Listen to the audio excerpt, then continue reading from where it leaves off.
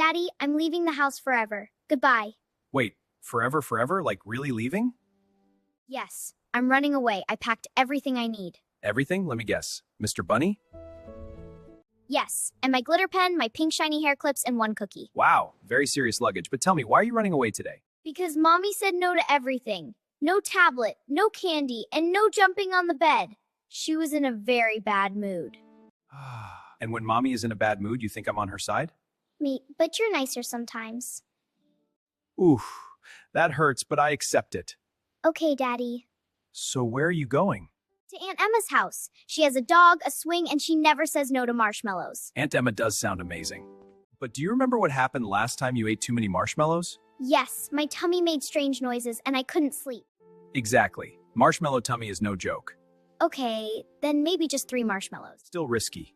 And Aunt Emma lives very far away. You'd have to walk past the big park and over the loud bridge with the trucks.